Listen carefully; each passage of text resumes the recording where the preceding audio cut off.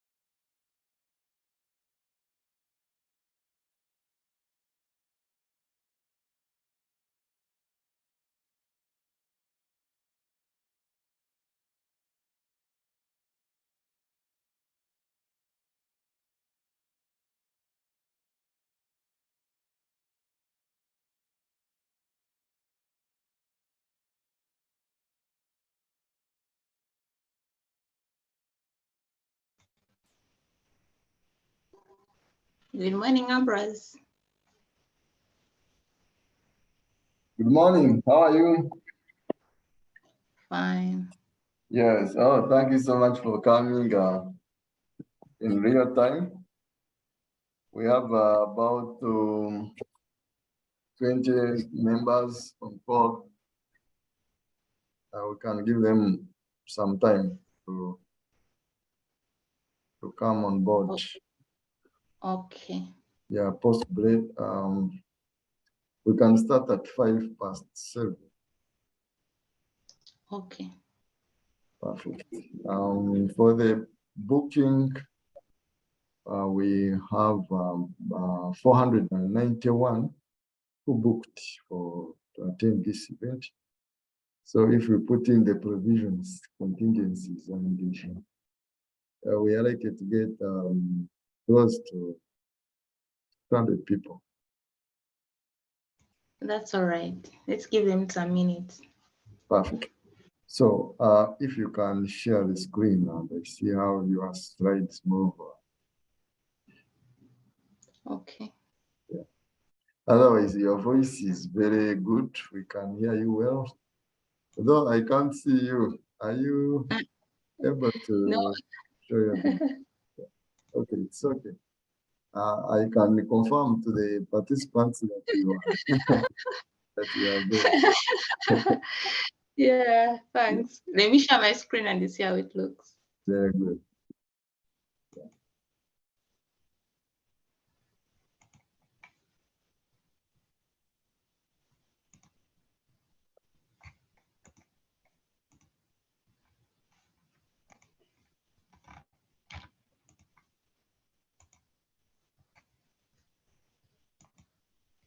How does that look like? Oh yes. You may put in a full screen and full screen. Show screen. Put in slide share. Slide show. Yeah. Is that better? Not yet. You may just need to. Yeah, I saw you clicking on slide show, though I haven't. Let me first exit maybe. And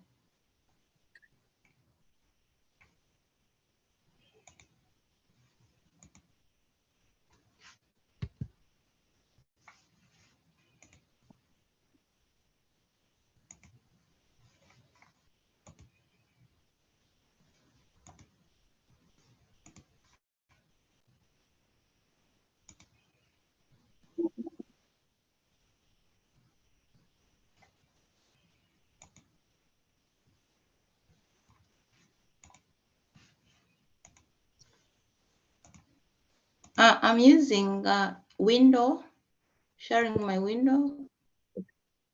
Yes, I don't know.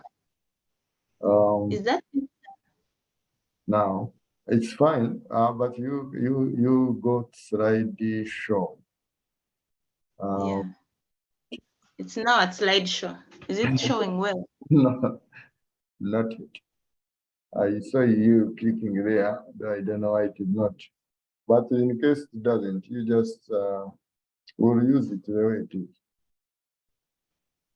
Yeah, I don't know. Let me try again since we have some time. Yeah, okay.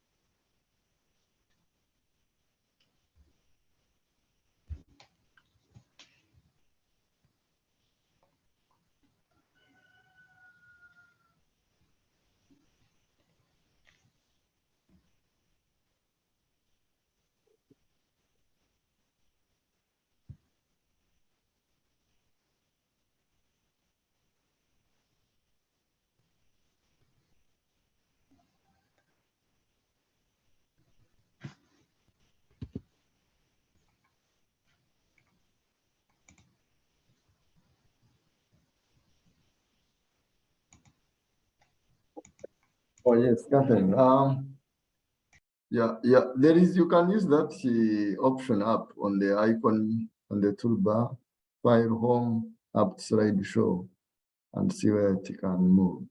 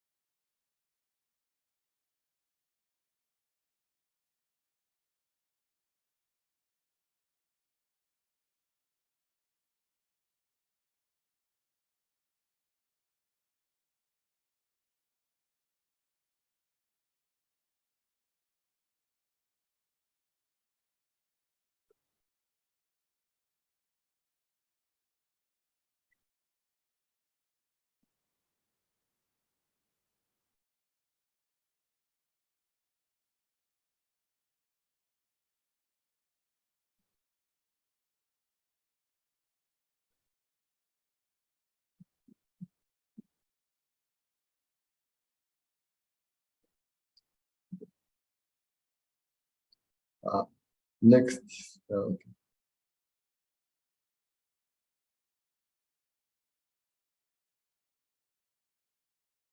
Towards after on the as you go towards the animations, you'll see slideshow. There, next.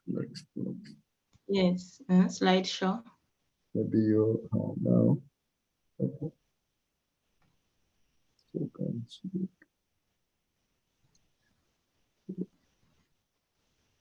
Okay. Your window, your laptop might be a bit advanced. Okay, No. here I have present online, Oh, custom slide. don't slideshow that one may give you another issue. Okay. We can use this. There is no problem. It's only that The you view, okay. This does okay, fine. okay. Let me see. I think we are I, ready.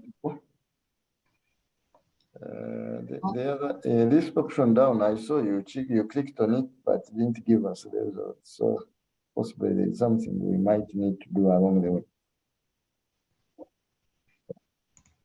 I'm just giving it one more. One more try. Yeah. Yeah. Because this is what I normally use. Oh yes. And now, Yeah. Okay. is it there now? Now, yes, no, it is not there. Use. Why is it not covering the whole screen? On my side, it is. Oh, It on your is. side, it is. Yeah. The issue is we normally want you to navigate properly well as you interact with the audience. So now that your end is okay, we can start. And we have 68 people on call. I see one person has raised their hand. Let me lower your hand, Asia. I don't know why you are raising your hand now. Ambrose, Yes. she's probably trying to tell us whether she's seeing the screen or otherwise. Asia, yeah. Asia, fine. No, she must be seeing the screen because where she is where I am.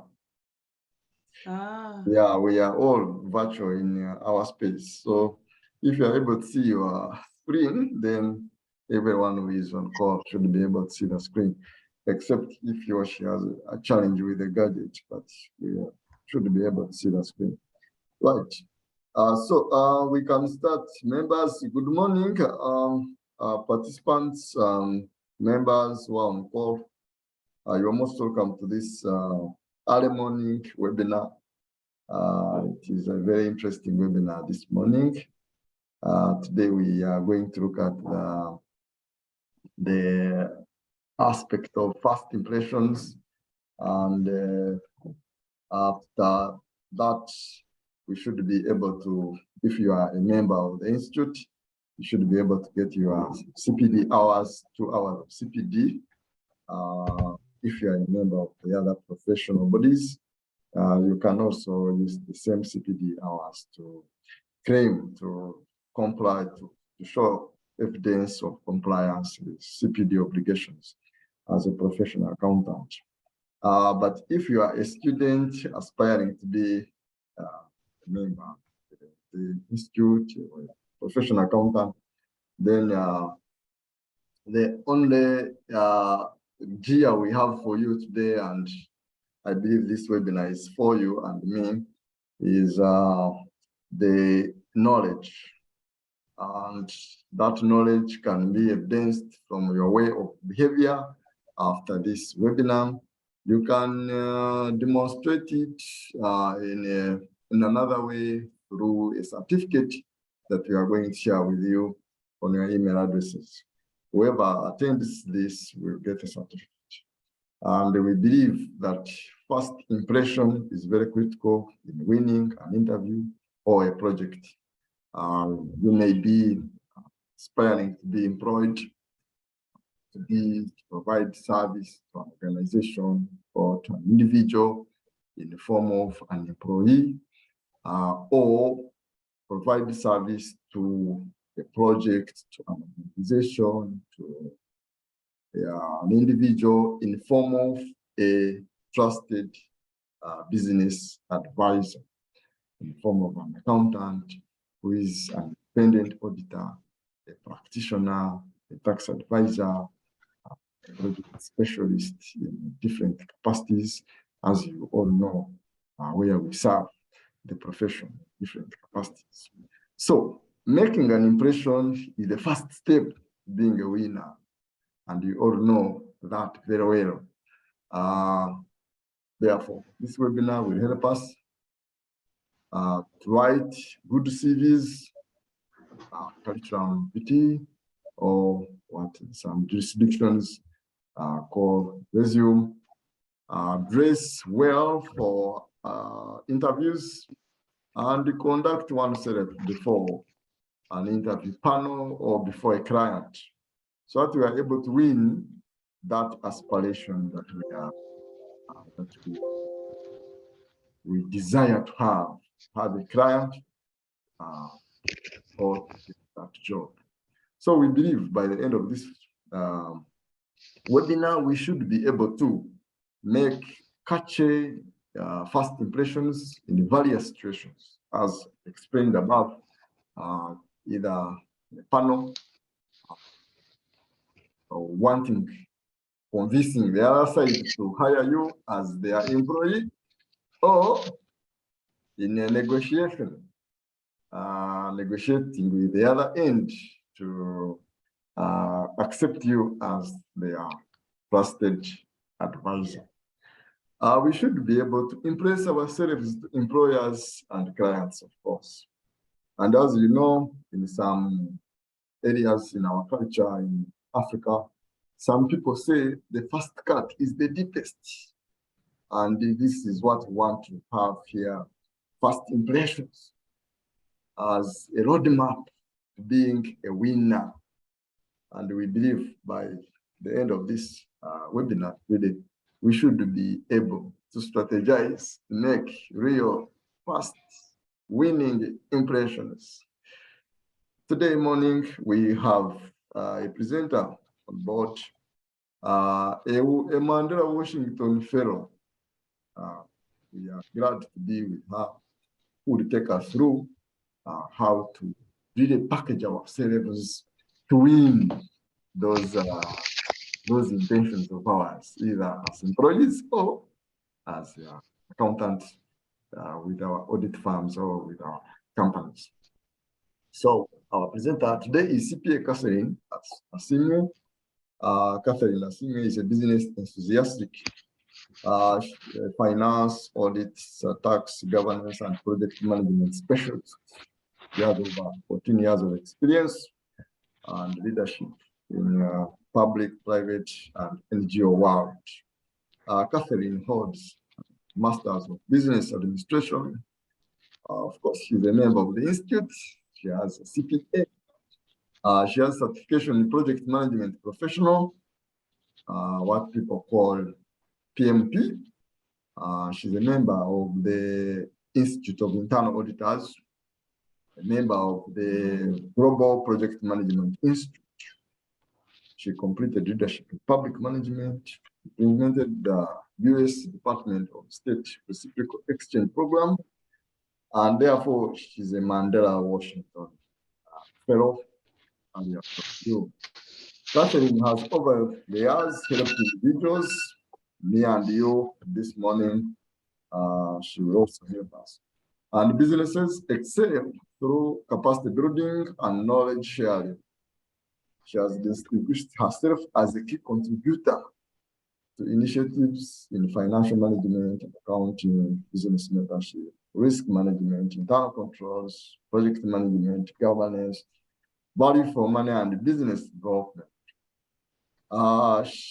Here at the Institute, she's a member of the internal audit panel. The internal audit panel is one of the panels in the governing structures of the Institute. She's a member also of the Standards Consensus Board Committee of the Global Project Management Institute. Very interesting to note, members on call is Catherine received the 2017 Young Accountant of the Year award. This award is given to professional accountants in Uganda by Council of the Institute of Certified Public Accountants of Uganda, to members who diligently exhibit great professionalism. And she won that award as a Young Accountant of the Year 2017. I know you are still young, but that time you were the youngest, and they actually won that award, and we continue to congratulate you. 2019 Mandela Washington Fellowship Award, she also bagged that one in 2019.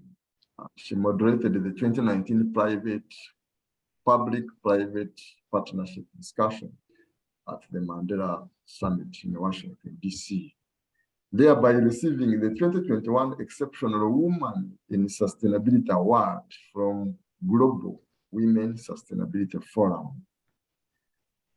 There are many professional accolades which Catherine holds, but in the interest of time, I've decided to give you those insights that are relevant to our program today. Catherine is a very distinguished CPA. Let's put our hands where we are, members. I know we are everywhere in different scenarios to welcome our presenter this morning. Catherine, you're most welcome. Please talk to us. We are now 105 people, and we expect to be 200 people by 7:30.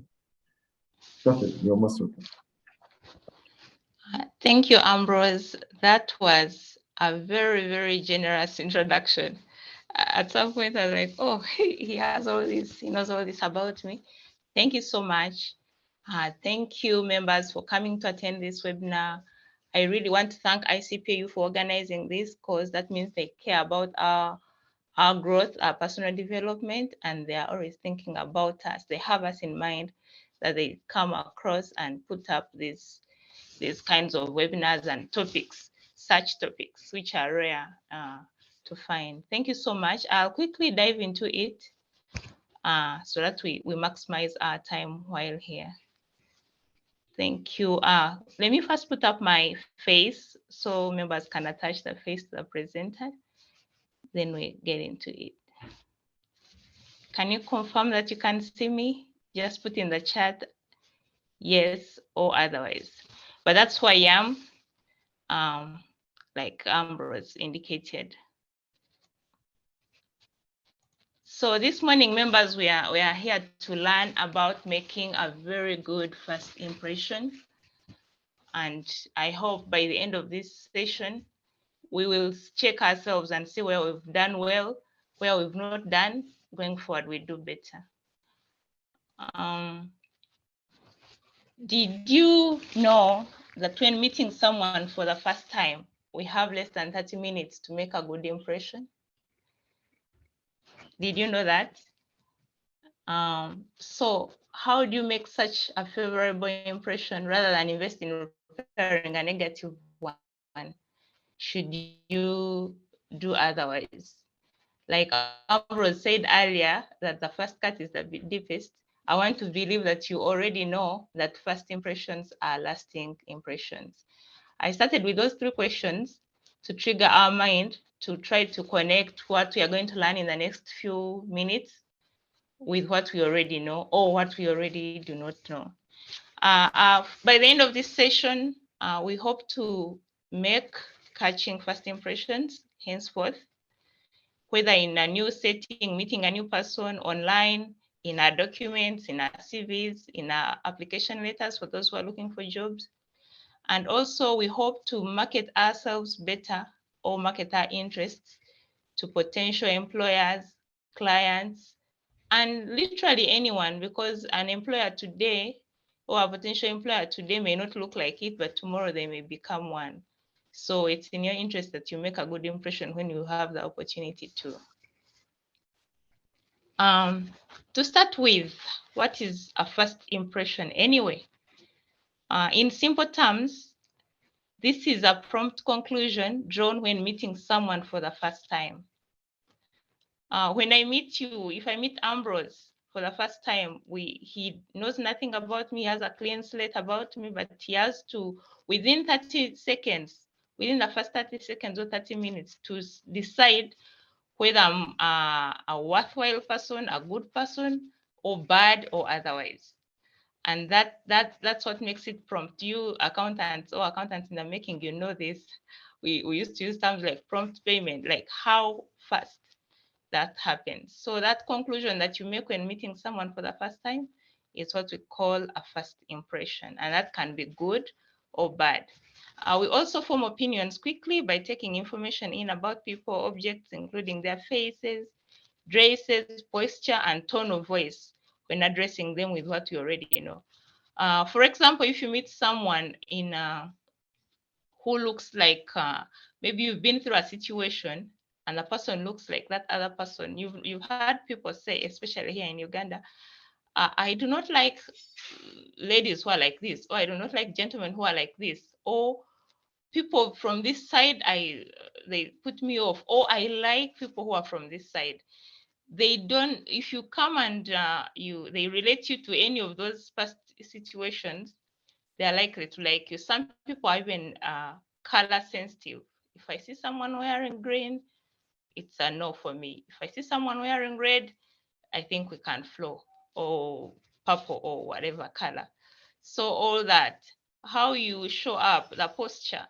People say, I think she looked sluggish the way she was seated. She didn't look strong. She didn't look confident just on the posture.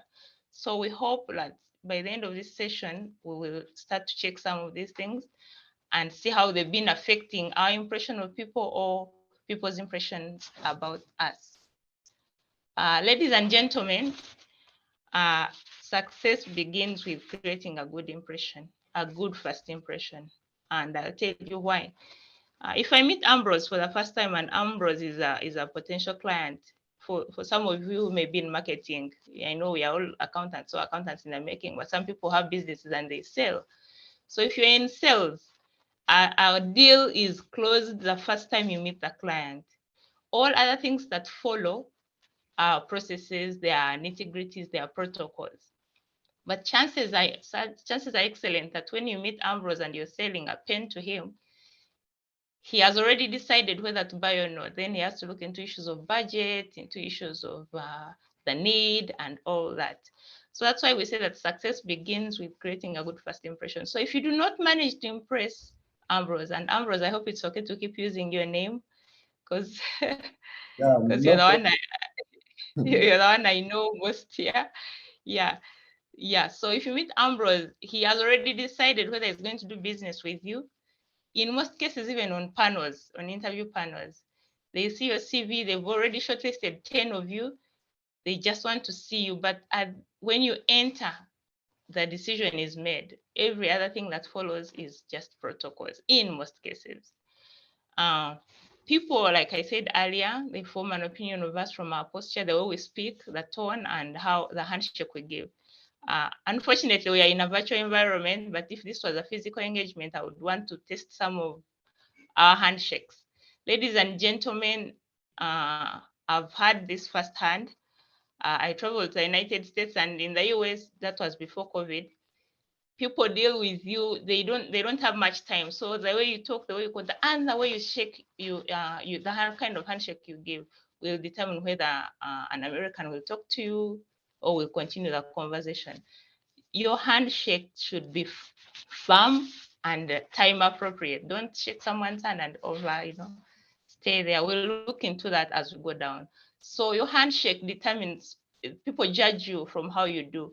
Of course, we are now in a COVID, still in a COVID environment, and handshakes are not common, but you need to know what to do should it become necessary. Turning around a negative first impression is possible. It's not all lost, but it's far easier to create a positive one to begin with. You may never get the chance. And if you do, the person may not still be interested if they were already put off. So it's far better to create one that is good in the first place. So whether in person or through your documents like CVs, good first impressions can have a huge impact on your success. I already mentioned that. So do well to make sure that your first impressions are good and they are lasting. So more about this, I'll present to you this morning that first impressions can open doors for business and for career opportunities. Sometimes you meet someone, you need a job, or you have a service that you're offering, or you have a product that you're selling, and the person is not necessarily interested in that, but you impress them anyway, and they say, okay, you can come to my office next week and we have a chat. Then they end up buying. You've had the people say what they call impulsive buying. I think we in commerce or whatever we used to call it. You just buy something even when you didn't need it. Usually it's either the person selling it has impressed you or even the product has impressed you. So that's a door that is opened because of impression, not necessarily that it was already there or that there was a budget for it. You've had people who go for interviews, job interviews. They are not the best candidates, but they are impressing. They say, wow, you interviewed for a finance manager. You're either not the best or for some reason, but we can put you in operations. We'll put you in maybe production because we think we are impressed with your CV and your presentation, and we'll put you in operations. And sometimes you find actually that opens a door in operations department and becomes much better than what you thought about. Or you go to interview for you're selling something and someone says, well, I don't need that, but because I'm happy with how you approached me, I think I like you, I'll buy. What else do you have? What else do you have? And then they end up giving you business. First impressions, good or bad, are often difficult to change. That one, it relates to what we said earlier, because they are lasting and they are the deepest. It's possible to change, but they are difficult. They are difficult because you may not get the opportunity, like I said, or even when you get, a person may already have made up their minds. People are busy and they may not have time to go back. And they are made from the subconscious, they are persistent and they are consistent. Sometimes you meet someone for the first time or you meet an employer and they say, this one, wherever you go, whatever happens after here, I'll make sure I'll help you. I'll take you to the next level. Let's move together. Another person will say, if the impression was bad, I will never help you. I'll never deal with you again. Even when you go and work on yourself and you change. So they are made from that far, and that's how far they can go. So again, we do well to make sure that our impressions are good so that we don't miss opportunities. Relationships are greatly influenced by first impressions for either whether social relationships, work, employment, business, all that. Your customer, your repeat customer today will depend on how you made your first sale. Your employer might say, I had a 1-year contract for you, but I'll keep renewing. So you form that relationship, because when you did your first year, you did it so well and they were impressed and they don't want to lose you, and vice versa. Again, the natural collaborations, favor and assistance. I think I hinted on favor a bit. People will say, I'll do anything to make sure you're okay, to make sure you're well. That's favor, because I'm impressed with you. I think you're an intelligent, confident young man. Why is it that you do not have a job? I'll look through my connections, I'll look through my networks and place you somewhere because you impressed them. And again, you have to be deliberate about this so that every person you meet someone, you leave a good impression, because you never know how any of these things would apply to you or that person. So, ladies and gentlemen, before we proceed, I wanted to hear from you. Can you recall or share an instance when you think you made a good or was a bad first impression? When you think you, here I nailed it and use that language, or when you think, no, here I missed it, I should have, if I'd done otherwise, the result would have been different. Is there someone who would want to tell us if they've been through that, so that we can learn from one another? It's 7:30. I'll give us 5 minutes to share some of those thoughts, then we proceed. Ambrose, does it allow participants to communicate, or they use the chat? They can use the chat, but once they request, we give them the option to speak. So okay, yeah, great. but In the meantime, type your thoughts on the chat so all of us can even see. Type your thoughts on the chat. When you think you made a good impression or a bad one at that, from what we've said so far and the background that Ambrose gave us. Anybody? I think Stephen is willing to. Mr. Steve Munizer is willing to share with us his experience. Stephen, please, you can unmute and speak to your colleagues.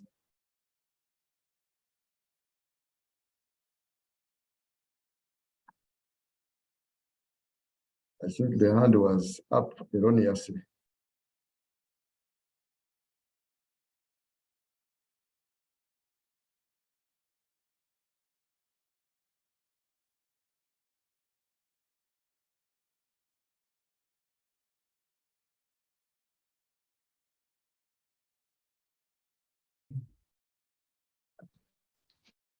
CPA Catherine, you can see the comment, the experience from Evelyn, Miss Evelyn Namakura.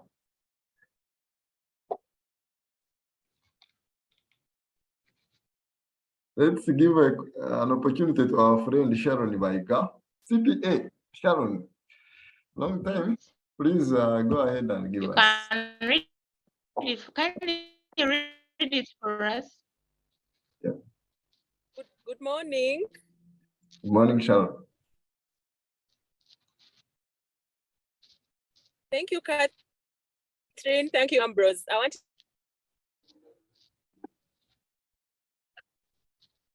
to talk about a good impression. And at times when I walk into interview rooms, job interview rooms, I always give a first impression. Why? Because I walk in confident, I walk in happy, and also smartly dressed. So many a times the potential employers or the interviewers have complimented me on this.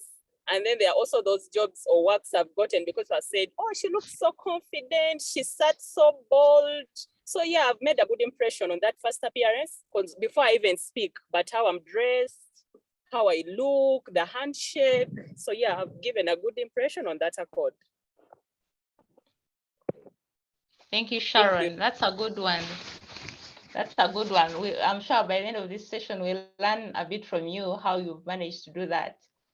Thank you, Sharon, sure. for sharing your experience. You're welcome. Thank you, Catherine. Hello. Yes, thank you, Sharon. Dennis, please give us. Yes, I'm Danish. I work for a media house as an accountant, and at the same time, I close sales. So I have a good impression story, and one thing I've discovered with most of the clients I close sales with, one of the most important thing is when you go to meet these clients, how you present yourself. By presenting yourself, I mean how much you know about their needs, how much you know the way they can get value for money out of the services that they'll give you will give a good impression. And once you give a good impression, most of these clients stay around longer because the trust they've built out of the good impression keeps them around. But on the other hand, I've also noticed that if you make a bad impression on these clients, like you're not confident, you don't know what you're saying, you don't know what you're doing, you always don't get the business. So a good impression is very important at this point, from my experience and from what I've learned. And I remember in one of the situations where I was away on leave, and a colleague stepped in to go and talk to some client, and I think the client didn't like the way he was approached, and didn't like the way the whole conversation went. First of all, got some feedback that from the client later on that he wasn't sure about the packages they was talking about, and the client at some point was questioning, is he the final decision maker, or because the client wanted to deal with the final decision maker, because the confidence he didn't exhibit made the client to think probably he doesn't know what he's doing. So a good impression is very, very important as per my experience. Thank you so much. Yeah, thank Wow, you so thank much, you, Dennis. Danish. Personally, Yeah. we can give an opportunity to Geoffrey, then we can Okay. keep it there. Okay. Okay.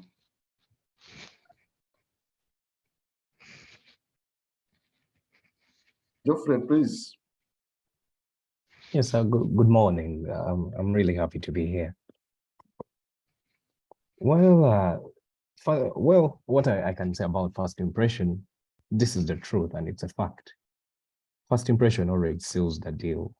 You will either make it or you will either break it, but first impression already seals the deal, the way you present yourself first. I've had two incidents, a good first impression, the job where I'm currently working.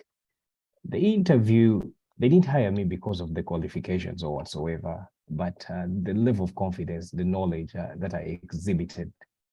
From that day onwards, actually, our CEO is my great friend, but the whole relationship was built from day one, and he always tells me. And the worst impression that I've made, it was recently, I think it was 2020, 23rd. I was supposed to sell something, a store. But when I met the people, I don't know, I was either biased, but I know I totally killed it, and the sale didn't go through. But so at least I've been there. I know what it means to create a good impression, and it is a fact. I've lived it and I've experienced it. First impression is your sale maker, is the deal breaker. Yeah, thank you so much. Thank you. Sharon, it seems the one has a pleasing comment. Then we go back to you, CPA Catherine. Sharon. Okay, thank you. I also want to give one where I gave a very bad impression, so that it doesn't seem like it's all been glittery. Okay. So there is a lesson I learned the hard way, and in the lesson, the key I picked out of it is they see us. Before specific 2017, I was at a point of giving up. Is accounting for me? How come I failed to get a good accounting job? Little did I know that when I go for these interviews, I go with my jeans on a Monday.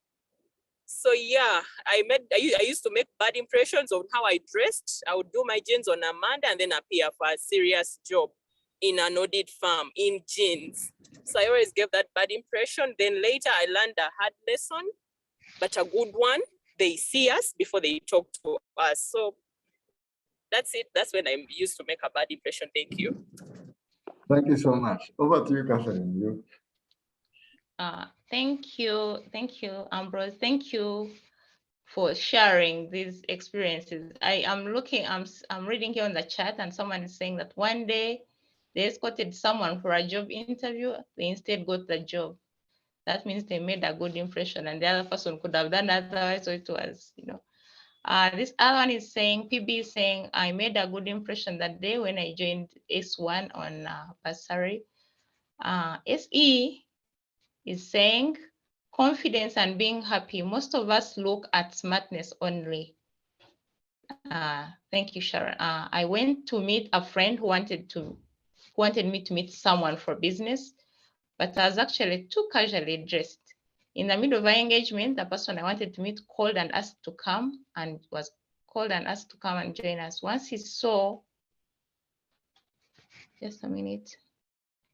Once he saw, I think there's a word I'm missing there. Seems he was not impressed, but I was able to salvage the moment by showing in-depth understanding, good communication skills, and interest in our engagement. Joseph Lubega is saying, I've made a bad impression before. I grew up in an environment where you have to be submissive to the elderly. I later on found a gentleman.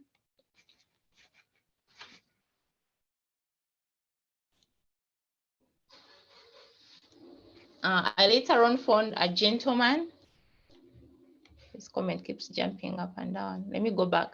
I've made a bad impression before. I grew up in an environment where you have to be submissive to the elderly. I later on found a gentleman who had heard that I'm a CPA student and he needed my guidance. I have the skills and competence, but fear captured my mind and I couldn't tell him anything that could help him. I appeared like I'm nothing good to him. The fear came because I was seeing this man as way aged than me and that I can't be the person telling him what to do. So yeah, up to date, he doesn't like me. Wow, that's so deep. And good enough. By the end of this session, we hope you can go back to this person and mend the bridges. My first job interview with an NGO, this is from Philiam Inyama.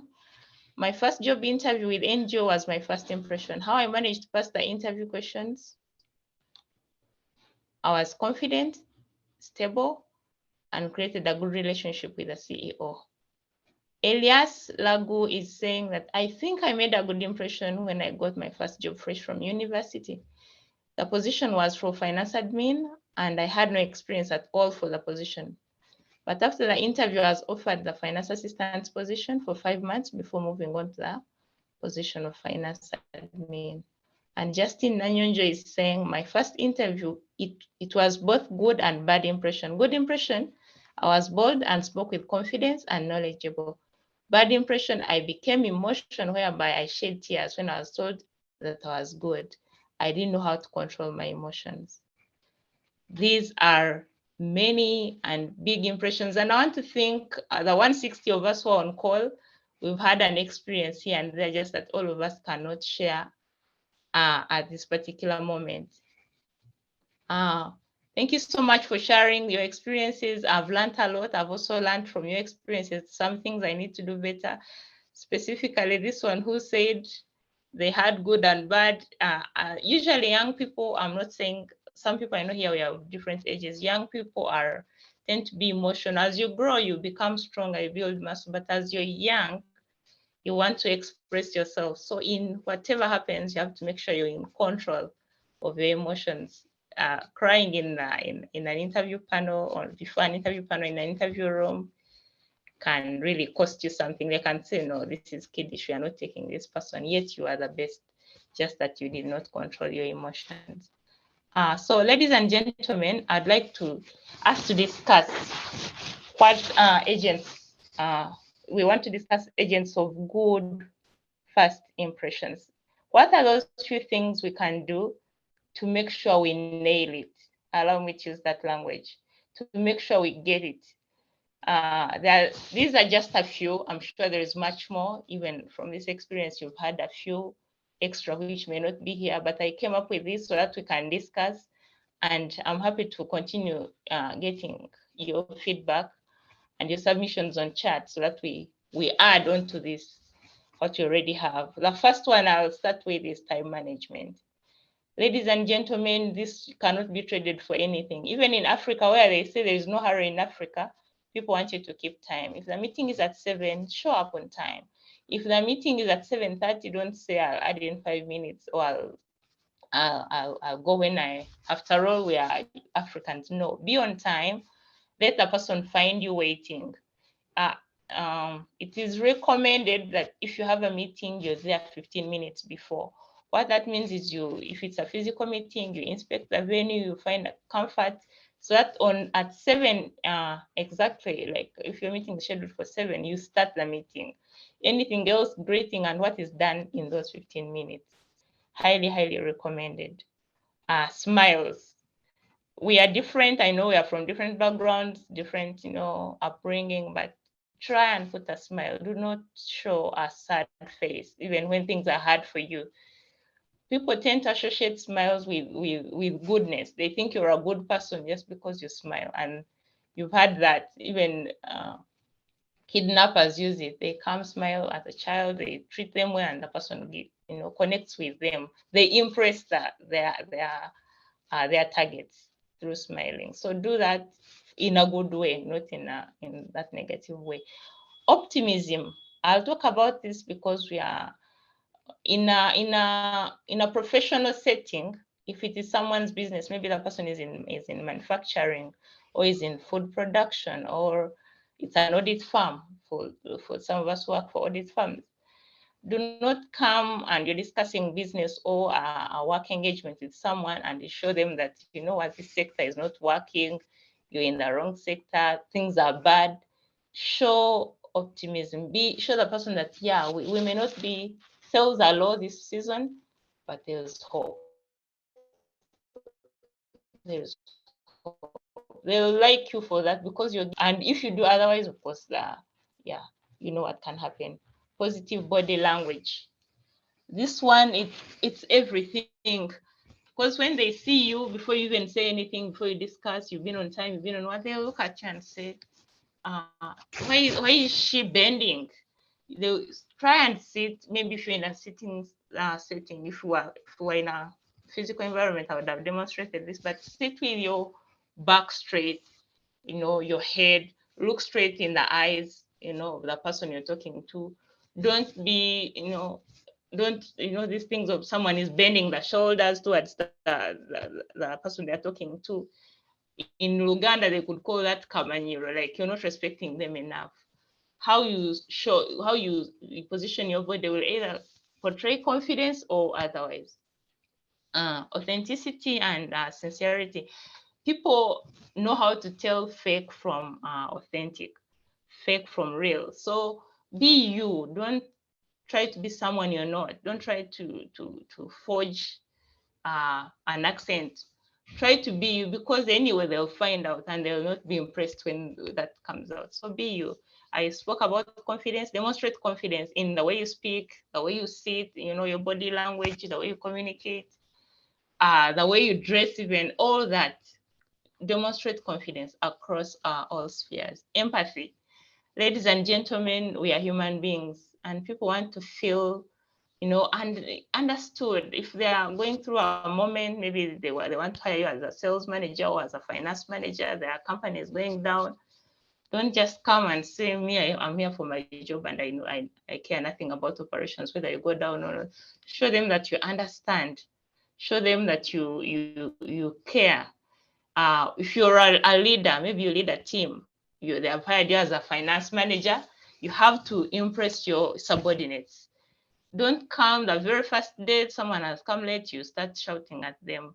Try to lean in and be empathetic and, build that connection through empathy. It helps. Eventually, when that person gets out of whatever is disturbing them, they'll say, I have the best boss in the world. And to that end, you've really, really impressed them. So again, first, good impressions may not necessarily even apply to people hire or clients, even the people you lead. If you're in a family setting and you have people you take care of, do that. They can bring for you a new maybe get person as a new askari. Show them, empathy, and they'll work for you for long, and they'll be loyal to you. Listening accuracy. Ladies and gentlemen, there is this thing when you meet someone, they speak so many things, you either don't pick them, you don't understand, you don't even ask. And then when you get back or you're supposed to give them feedback or output, you find you implemented a wrong instruction. Part of making a good impression is how you listen. If you're not sure, ask for a repeat. You can say, I didn't get that well. Kindly repeat for me. Oh, pardon, what did you mean this when you said this? So that you get it right through listening. Also, when you over ask, if say someone tells you, I need you to help me prepare my financial statements by 15th June, I need to file, I need to do this and this, I have a deal to close, and you keep asking, pardon again, it can show that you're either not attentive or not interested. So you limit it to, try to balance, but in all you do, try to listen accurately. Preparedness. Remember, this is meeting someone for the first time or going for an interview for the first time or a client for the first time. Do not show up when you're not prepared. If it is a business deal, if it is a client, you're going to meet Ambrose, you're going to meet Catherine. Find a bit about Catherine. Who is she? So that when you meet her, you look prepared. You don't just come and all you're doing is take notes from zero. Find yourself somewhere. If it's an interview, read about the organization. Do your research. Prepare for the position. Read the job description. Go through it and over and over again so that you're prepared. Do a dry run. Go through your mirror. Go to your mirror and run through the possible questions of the interview, and prepare so that you don't really show up unprepared. Appealing speech is another one. When you're speaking to someone, don't just say things which are really off. Try to speak things in context and be up to date in your speech. So someone is talking about, maybe we are now in AI, and so they are talking about AI, ChatGPT, all this, and for you come and bring something that is totally off. However eloquent you may be, people will be like, this one is just off. I don't think he's the right person to engage. So you have, with your speech, it has to be accurate. Make sure you're speaking the truth and you're saying it confidently. Dress for the occasion. Our colleagues already shared with us earlier. If you're going for an interview, for example, for an accountant, do well to dress, smartly, in a suit if you can. When in doubt, when you're not sure, maybe it's a meeting, business or sales or conference, when in doubt, just do plain colors so you're not attracting unnecessary attention. Maybe a floral dress and someone's like, no, I don't think this is the person. Try to dress for the occasion. In most events, where maybe networking events, they'll describe what the dress code is. They'll tell you business, casual, formal, or even it can be a wedding. Maybe they'll put on the card, ballroom this, or it's a dinner. Read the memo and make sure you dress for the occasion. Do not show up in a room when everybody is in jeans. For example, it's a networking event where people are saying jeans and t-shirts, and then you come in a suit. Again, you'll be off. And people you'll meet there who are supposed to be your next client, so your next employers might say, I think she didn't get it. Positive direct eye contact. I already mentioned this earlier. Look direct in that. Don't be shy, ladies and gentlemen, especially ladies. Let me now speak to the ladies because I've been there and I know what that means. Look direct in the eye. Even if it's a minister, even if it's an ambassador, just get yourself together and use direct eye contact. It's a very good thing to do. It portrays confidence. It portrays trust. Because if you look on the side, people will say she's not interested, or she's shy, even when you're not, or she's not good. They'll judge you differently. It helps a lot. Handshake, I mentioned this earlier. Friendliness, I hinted on it. Trustworthiness. I know we are in an environment where trust is really dwindling and people are not trusting people that much anymore, but try to show that people can trust you in a good way. Again, don't say if people are in a gang of thieves and they're conniving to do something, don't say I want to be trusted in that. I'm doing about positive trust, good trust. Appreciation, very, very important. Before I even go to appreciation, let me talk about helpfulness. If you're moving, you're meeting someone is older, like our colleague who shared with us, they met an elderly man. Try to find some help you can give. Some people have walking sticks. Can you support them? If someone's book drops open, can you pick it for them? Yeah, if someone is trying to park their car, they are finding a challenge, you can offer to help. People will like you for that. And even if you don't close that deal, get that job, they want to connect with you after that. Competence.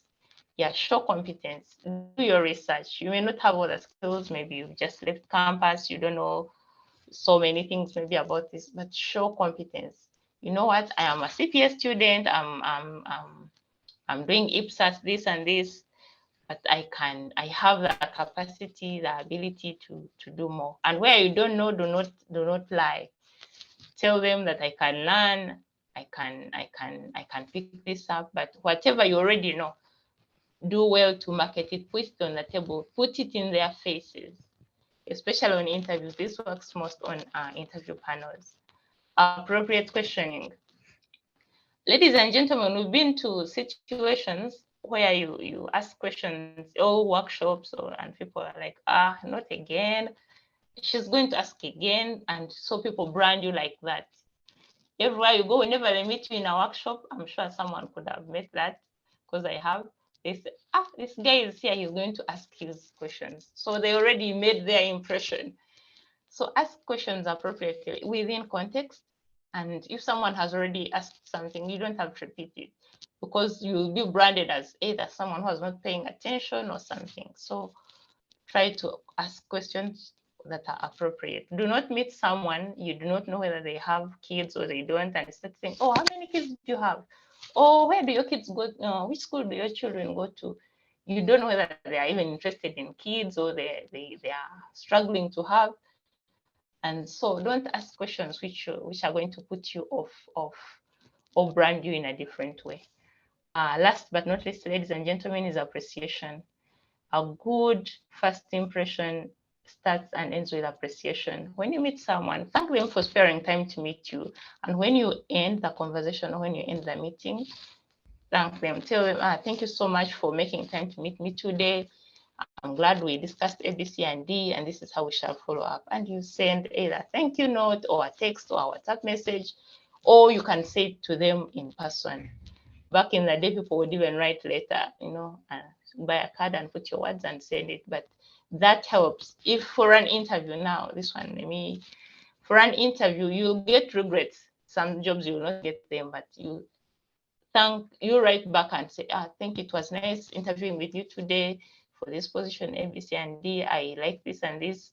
You can even, if depending, you can even propose something that you think can make them better.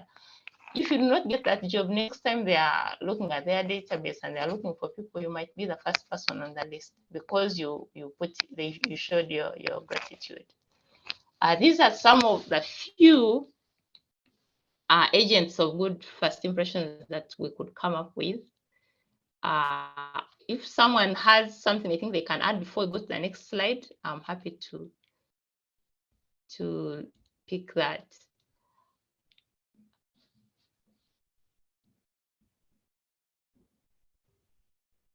Someone is saying here, eye contact, but don't open your eyes widely.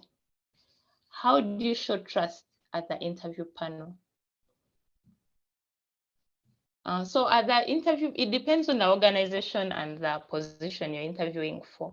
So usually trust will work for one-on-ones, but even on the panel, people want to, there are questions they'll ask you to trigger that kind of ability. They say, for example, if they give you a scenario, if this and this happened, how would you handle, or how would you treat such a scenario? And they're trying to gauge your trust. So show them in a panel that you have the organization at heart. It's the organization first, so that they can trust you. If they are dealing in monies, big monies, and you're an accountant, show them that you will not disclose, things of confidentiality. I'll work for you. I know you're making so much, but I'll not put it in the media. I'll never put you out there. So some of those are things you can use to demonstrate trust. You show that where I've been, we did A, B, C, and D, and there was no issue because of me. There were no information leakages, and we worked so well with our clients. I kept secrets and all that. Then people will say, okay, so this is someone we can work with. When it comes to positive eye contact, I want to improve. How can I improve? Tumusime is asking. Eye contact is like the way it is. Look direct in someone's eyes. Like someone said up there, don't pop so widely and don't close them. So be first relax within. And when you're in a tense environment and it's not something you do naturally, use breathing techniques. Breathe in, breathe out, do it like 5 times, and your body will relax. Then everything else will fall in place. And then look someone in the eyes. These things can happen in micro, in a few seconds. You're not going to go before someone and you start exercising. Yeah. Someone is saying eye contact, keep your head upwards, don't look down. Arnold, thank you so much. Someone's hand was up. Sharon? Sharon, yeah, Sharon. Sharon needed to. Yeah, please go ahead. Walter asked, how do you show trust at the interview panel? And that's why I wanted to respond. Have I determined trustworthy people on the panels where we sit to interview? Is somebody will tell you what they have done and what they can do, and it's the total opposite of what they put on the CV and cover letter for us. Then you still insist and ask them, is as regards to your professional life or as regards to this CV that you shared with us, restrict yourself to this. And they don't even know what's on the CV. So we start to now doubt and say, okay, is this CV theirs? Is this cover letter theirs? Did they write it themselves? Okay, if you didn't write it yourself, did you go through it? So that's also one way of determining trustworthy people. You should be able to relate what's on the CV and what you're now verbally presenting to the panel. Yeah, that's my submission. Okay. Thank you, Sharon. Someone is asking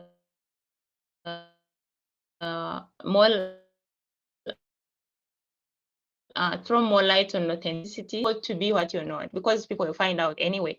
Try to be yourself. Where you don't know, admit. Where you know, demonstrate. Try to so that people can relate to the real person in you. People connect with the inner person in you, and they're able to say, okay, this is someone I think this is my kind of person, or this is not. But if you come and fake it and they rely on what you showed and they take you on, then it turns out in future that you're not, it might reverse the good gains that you had made. Someone else is asking, how do I show helpfulness at a panel and which form of help is required for me at this time? Well, on a panel, it may be, it may not, but simple things like someone's pen has dropped. You're seated maybe before you're in a boardroom or next. Sometimes they put the interview with the other, extreme end, so that they put you on spot. Someone is struggling to, maybe you're supposed to make a presentation, they're struggling to put up the PowerPoint, and you have the skill of doing that. You can show helpfulness. You can say, can I help? Can I put this up? So that they show that but be sure you're demonstrating the help that Again, don't do something. Don't try to be helpful and mess up what they already think about you. When the smile shows something else at the interview panel, They expect you to be serious and confident. Well, the smiles are not exactly like you're laughing out loud, ha ha ha. No, in context and in proportion. Now, don't be gloomy. Don't be gloomy. Don't be sad. When they ask a question, try to start your answer from a smiley side. Once you submit, if in your answer there is something that was funny along your experience, try to put it there and smile at that point. So it's not like you're really like laughing loud, ha ha ha, or but you're smiling, you're showing that you're happy to be there. And being serious does not mean being sad and gloomy. And being confident does not mean being sad and gloomy. How can I approach someone I've never seen before?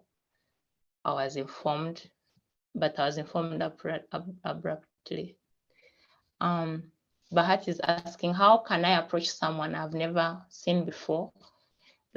We'll go down. I'll explain that, but in a few words, introduce yourself. Start by saying, my name is so and so. My name is Bahati Protasi. I'm an accountant. This and this, and then you pick the conversation from there. Introduction first. It helps. But by the end of this session, we have a few slides down. I know your question will be fully answered. I beg to move.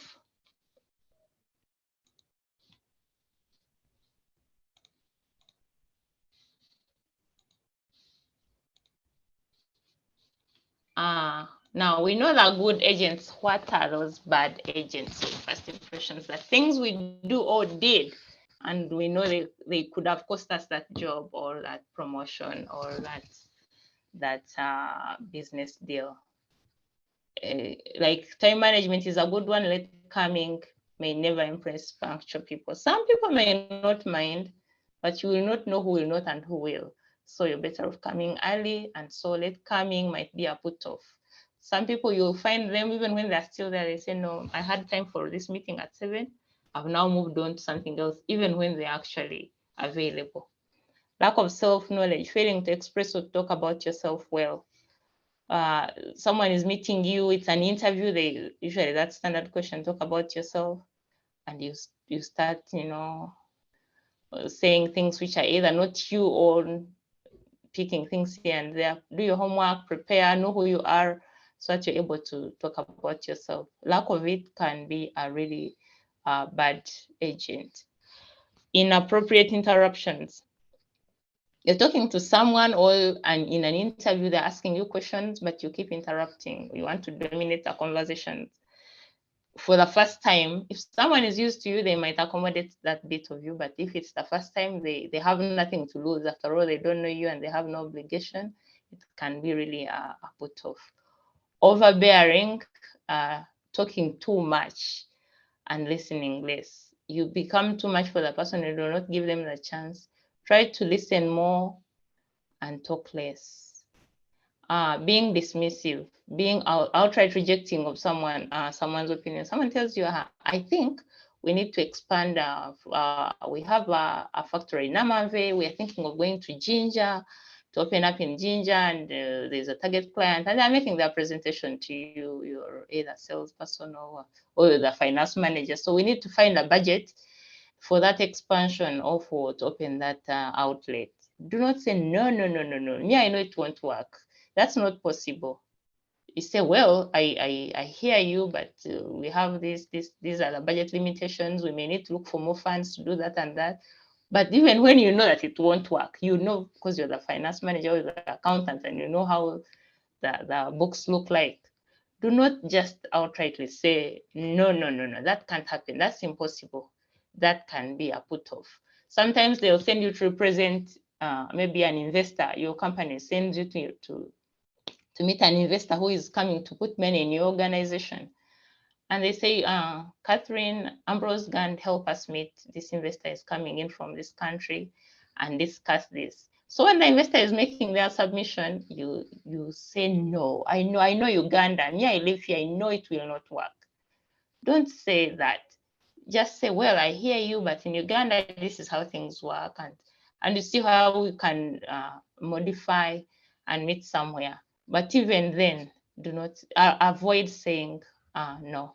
Insensitive handshakes, we've said this before. Be mindful of culture diversity. In some cultures in the world, people don't shake hands at all. You have to know that.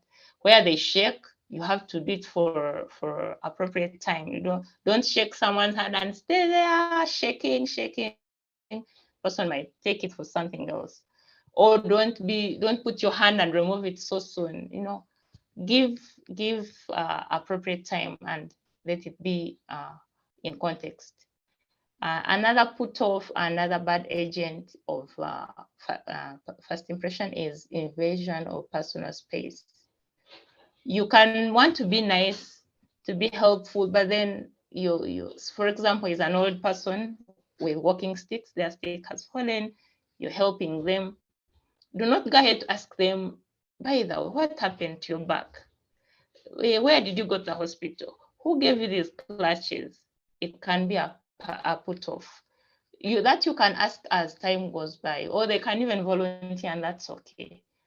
Or don't see someone, maybe is a pregnant woman and they are having struggles walking, you want to help them, you want to carry their bag, and then you start asking them, by the way, this is this is your child number what, or what number of pregnancy is this? Where are you going to give birth? Well, do you have a husband? Those things. Where is your husband? Why are you even alone with heavy bags? That can be a put off. Even when that client, that pregnant woman, could be your next employer. Trying too hard. Yeah, don't be too much. Too much is always not too good. Bad phone etiquette. This is very, very common. We are in an era where we do work on our phones. Everything is on our phones. Like for me, I don't carry notebooks anymore. Like books, physical. You find me in most cases, I'm taking notes on my phone, but I have to balance.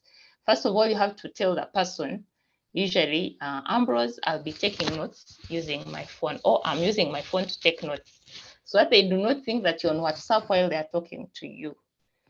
Yeah, sometimes you're on WhatsApp, you're meeting someone for a business meeting, for a lunch, you're having lunch for a person, but it's business or work, but you're on phone, you're calling, you're making, calling back office and all that stuff. People will be discouraged, especially when they are not used to the culture.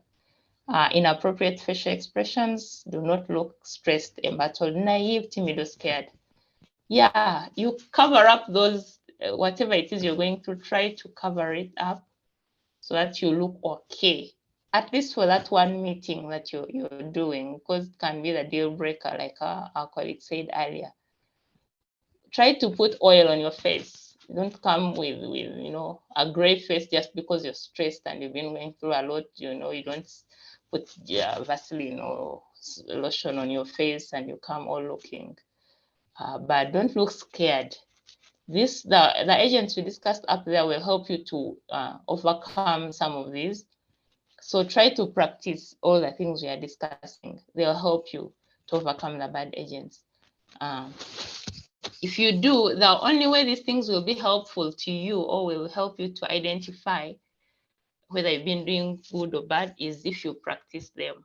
Next time, if you've been having bad phone etiquette, you're the kind who is always on WhatsApp while doing a business meeting or in a boardroom, try now not to do it and see the difference it will make. People may have just been, tolerating and they're not telling you, but the next person you're going to meet may not tolerate because they're not used to you. Again, we are trying to make a good first impression. I want to see if someone has had an experience with these bad agents we've discussed. I think I smiled out of context in my internship. Is there a professional color for CPA job interviews? For instance, lawyers are known for black and white. Ambrose will speak to that, being a member of the secretariat. But what I know is when in doubt, do plain colors. Black is good, navy blue, gray, those, traditional colors, they help you. But and Ambrose would speak more to that. How do you respond to the question? you don't know the answer at the interview, especially at entry level. Admit that you do not know, but you're willing and able to learn. What do you have to say about this trying too hard? Yeah, you can go there. You want to impress when you start even say they're talking about AI. I use AI because it's the thing that is on. They are talking about AI and you don't know much about it, but you want to say everything you've heard that may not even be true. So you start saying, see this thing, it does this and this and this. When this system works like, and you do not know it, and some people may know better than you. I would call that trying too hard. Say what you know in a simple way and admit where you do not know, so that you do not spoil the good things that you already have said. Maybe they say we want someone to present or to dance. You're on an occasion, they say and you know very well you're not a good dancer, but you want to impress. And you know there could be better dancers. Don't offer to do something, or don't go on the dance floor and do it too much. I'm using such a simple example, but can be a difference. They say it was voluntary. Why did you have to go there when you did not know? Some people want to be seen to know everything, and that may not be a good thing. The worst experience was I included CPA papers in my CV, yet they wanted a bookkeeper. Unless you lied. If you didn't lie, then that's okay. If you didn't have those papers, you had those papers and they wanted a bookkeeper, you may have to be authentic. We'll look at CVs down. I have a slide on CVs, just a bit of it, because it was one of the things we wanted our audience to learn about. So Walter will attend to that, but try to, in that case, the job description will show what is needed and you're happy being restricting yourself to that. Joseph Luega is saying that's being overqualified. What can I do to maintain a good relationship with your workmates who are overbearing? Interesting. Well, that's on them. It's them who need to work on their etiquette, on how they do on how they impress. And you may not have control over that. For you, do your part. Do the things we've discussed. Try to understand. Try to be empathetic, if you remember. And the other part will be for them. Eventually, you'll meet somewhere. But also, if you can, have a word with them and talk to them about some of these good things. One day I lost a job due to that my auntie connected me to a friend. When I reached that place, she kept on calling my phone and the guy told me, you look to be so busy. Yeah, now you know, Lucy went through that. Is it okay to put part-time jobs on the CVs? Yes, it is. CV questions are, maybe we'll reserve them for later. Let's first go through the slides. Then we can come back to CV questions. I always feel I fall out of context when answering questions like, talk about yourself. How do you qualify for this job? Yeah, now that you know, Sheila, try to prepare. Have the talk about yourself. Have like a template. You just tailor it to the job whenever you're going for an interview.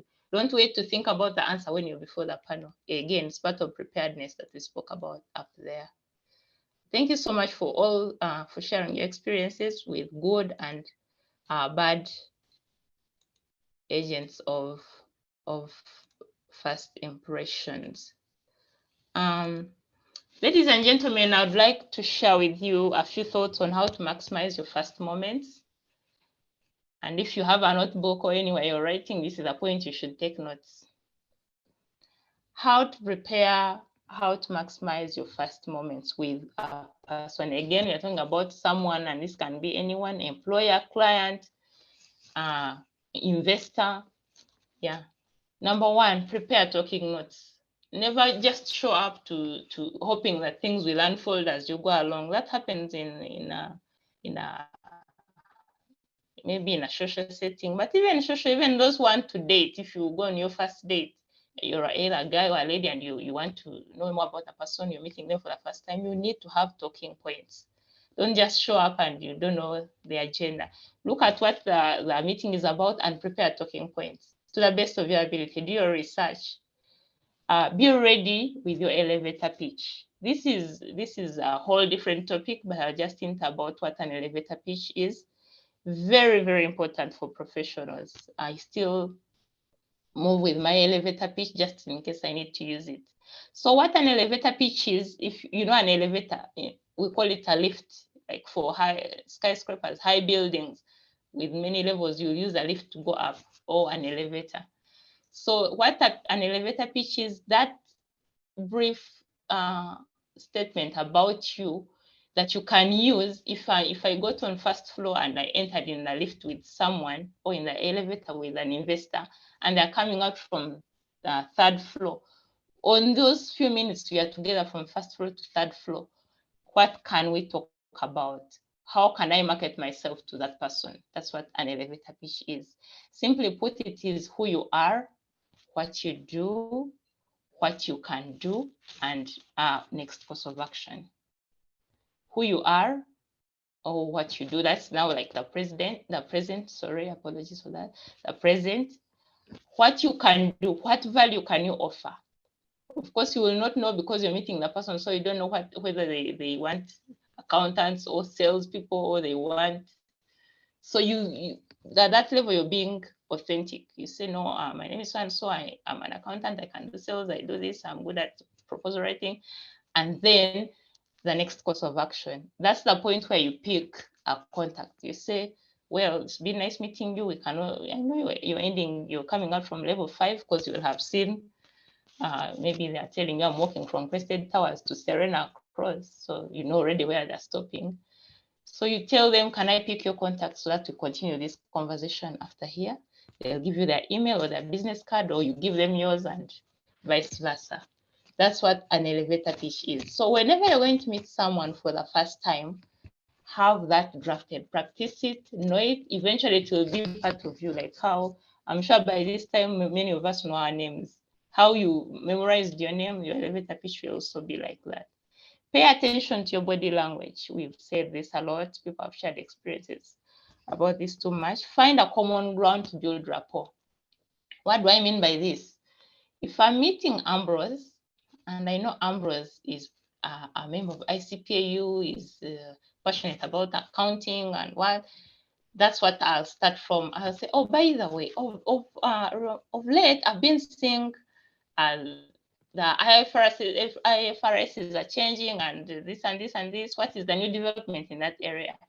Or you find, to build rapport, you say you have read about a person. For those who have content on Google, Google is always helpful.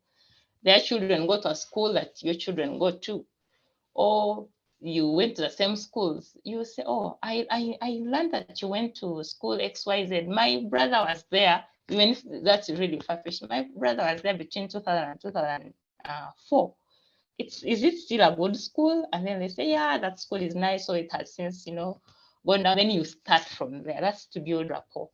It can be anything. It can be a football match. Maybe they're in a season of football and you know the team they support. Or if you don't know, don't use the opposite, because that can put them off. You say, oh, you support Man U. I also support Man U. Or my brother supports Man U. Or my wife. Or they did well in this other, their game, and all this and this. Find a way of building rapport. Next, be ready to engage. Don't be withdrawn in the first place. Why did you come? You came to discuss. You came for an interview. Don't be on a panel, they're asking you questions and you're not engaged, you're not connected, you either don't know. Try to be present and participate. I said this earlier, follow up with a personalized thank you note.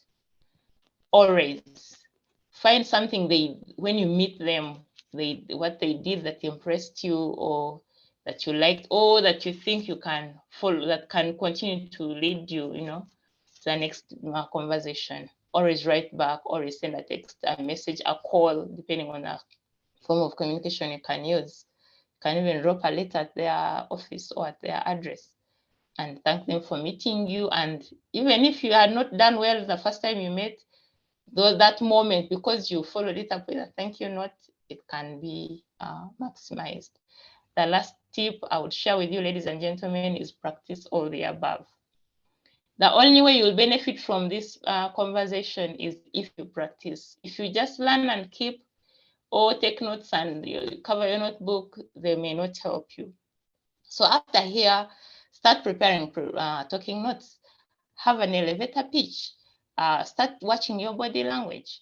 Find a way to build rapport to the next person. I know it's now 8:24 and some people are either on their way to work or they've already arrived. The next client or the next person you meet, practice these. They normally say that practice makes perfect. I'll also share a few tips on virtual impressions, digital, really online, so to say.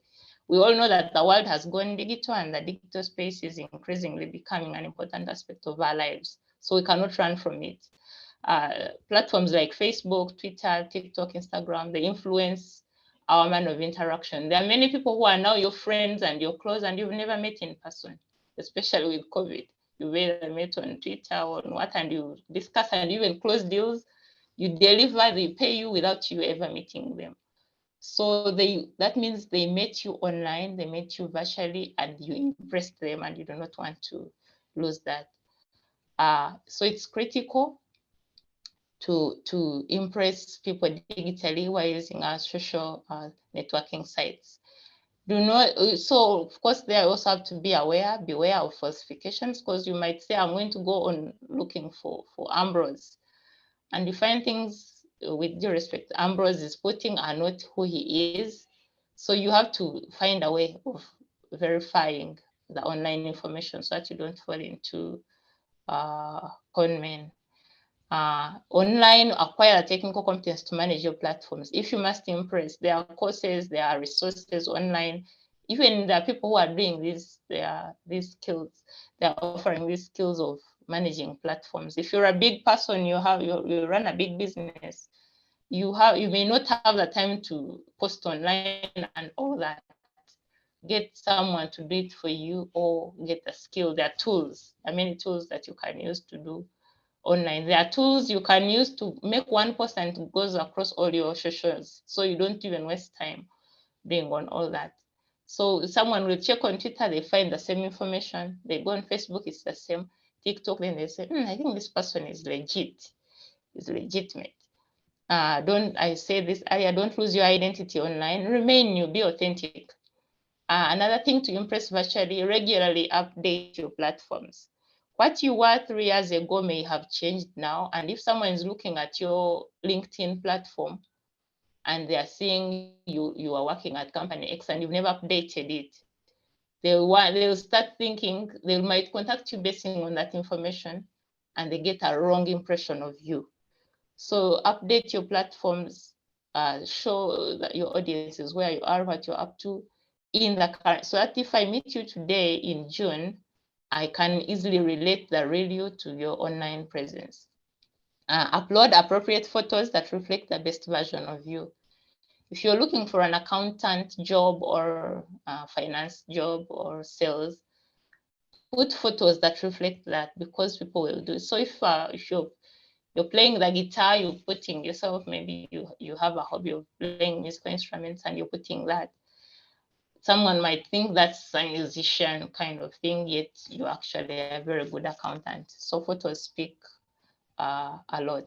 And try to get professional portraits, really. Go to a studio, take photos and upload. Prepare and be on time for online meetings. Yeah, you'll do most of your interviews, most of your meetings like we are doing now. Be on time, just like physical meetings. Imagine they scheduled your interview at 8:30 and you showed up at 9, they'll maybe be interviewing someone else. So even virtually, be on time and maximize those moments. I know our time is really moving so fast, but allow me to run through this very fast. Of making a good impression through your CV. Many of us could be either looking to start new jobs or change jobs, and we are updating our CVs, and the CV goes there before us. So it makes the impression even before we come for the panel, even before you're shortlisted. So you want to maximize that moment and make a good impression through your CV. Well, there are many formats of CVs. Some are tailored to organizations or positions, but basically, an impressive CV should include the following: contact information. It would be a total put off if you put your CV and it did not have your number, your telephone number or email. Then how will they contact you?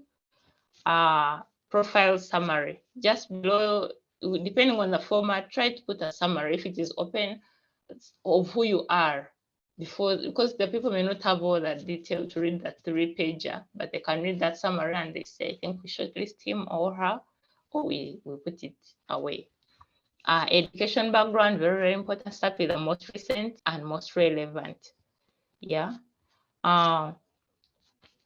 In your when you're then experience, next section would be experience. List the jobs you've done, the dates when you did those jobs, those positions, the details, experiences, and achievements.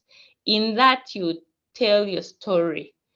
Okay, someone will see, okay, she started in sales, she's now in finance, she has moved in manufacturing, and now they're interviewing for NGO. In manufacturing, through your experience, she used to supply to NGOs, so she has a linkage. So tell your story. Do not restrict your experience to only work. Anything you've done in life, if you're a fresh graduate, maybe you're from campus, you worked on a project, you did some school joint thing, maybe at church, in there, you can demonstrate experience. You can demonstrate communication, organizational management, writing. If you've been maybe part of a writing club, put all those there, much as they were just either voluntary or not really paid work. Another thing under experience, let the numbers do the talking. We are accountants.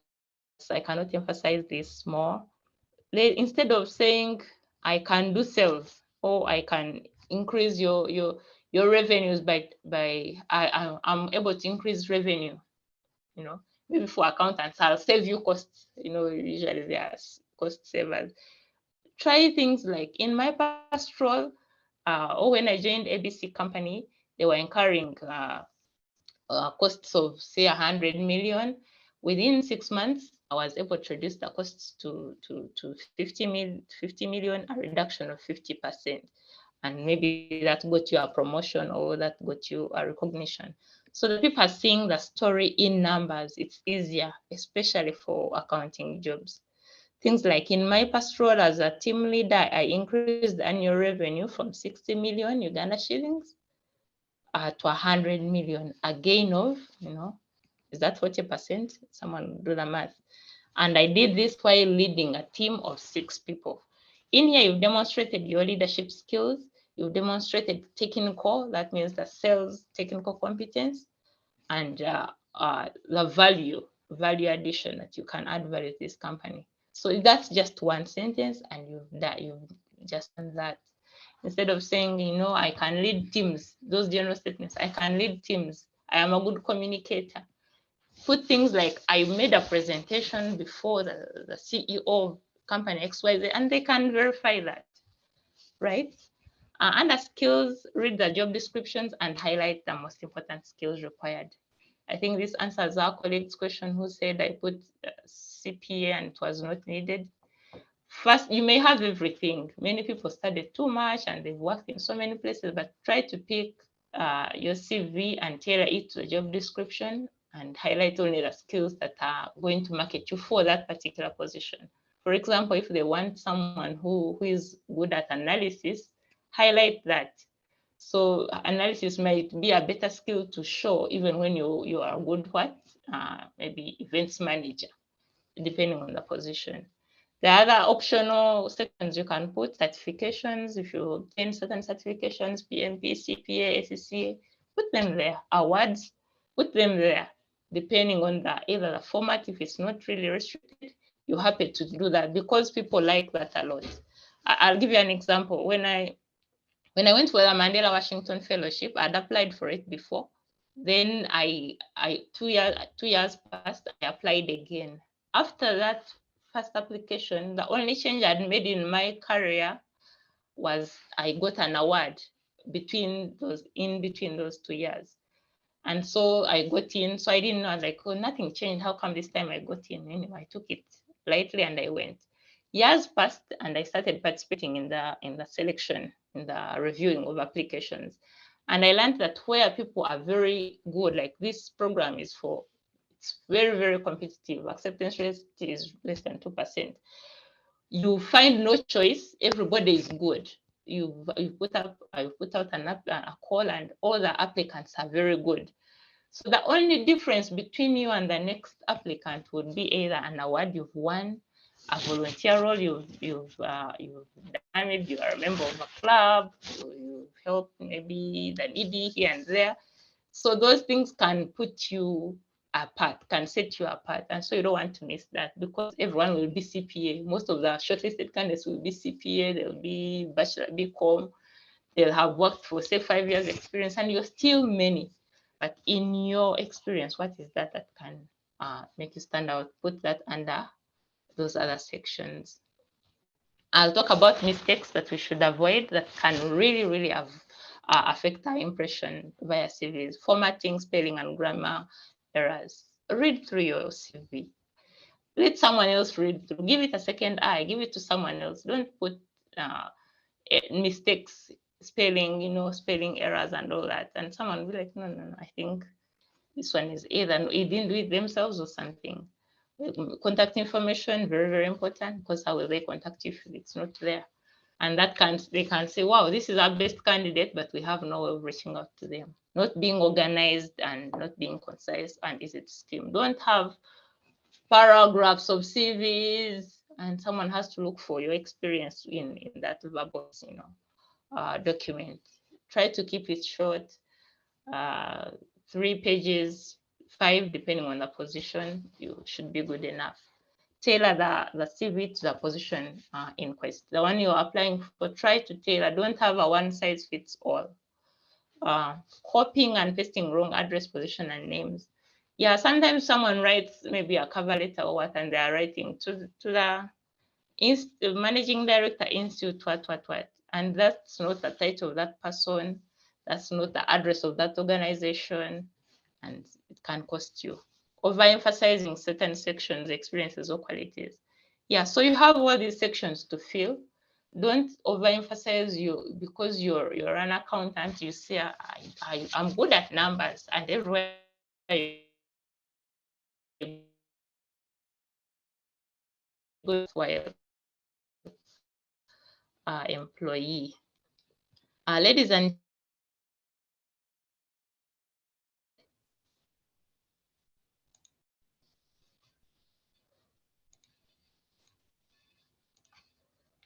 I want to share with you a few tips of making a comeback.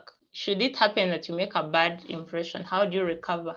Is it even possible? I already said yes up there. You can. So how do you recover? How can you make good? One, get feedback. If you get feedback from people, get feedback from the person, get feedback from the interview.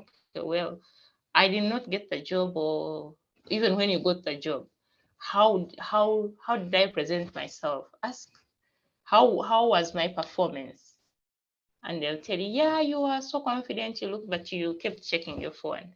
We saw your CV was not matching with your what you are telling us. So get feedback. If it is a presentation and you're pitching, or maybe you're pitching for business or for investment, and you either don't get it, or even when you get it, get feedback. If it's a presentation, administer feedback forms, and when people give you, look through and see where you can improve. It helps you to recover and to make a comeback. Recognition. Recognize through evaluation and feedback, same thing. Apologize at the next opportunity if applicable and fit.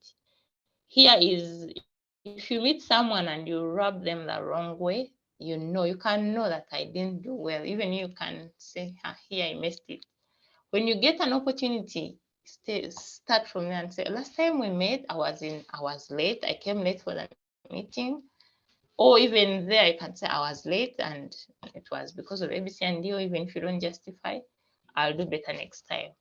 Or if you showed up in jeans, either you didn't get the memo or you got the memo and you are in a hurry. say, no, I was dressed inappropriately, but that's not how I dress normally. Next time I'll do better. Invest in learning appropriate response and etiquette. This is what you're doing today. Try, invest, do research. There are lots of tools. Attend such webinars and learn on some of these things, because you may not know that you're even doing it wrong. So if you get to learn what it is, then next time you'll do better, either with that person or with someone else. Keep focused on improvement. Do not cling to events of the past. It has already happened, it has gone. When you meet this person again, much as they may still be feeling you're not the best, try again to impress them now in an improved manner. And who knows, it can change. How they thought about you can change. Yeah, be consistent with everybody, because everyone is your potential client or employer.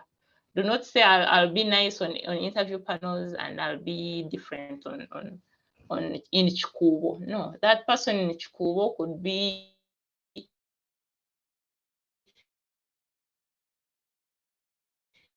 everyone. Do these things every day, everywhere.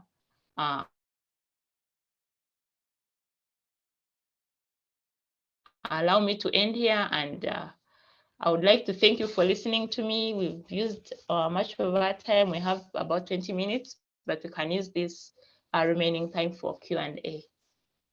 Thank you so much. Over to you, Ambrose. Yeah, thank you so much, CPA Catherine, for a wonderful presentation, engagement with participants.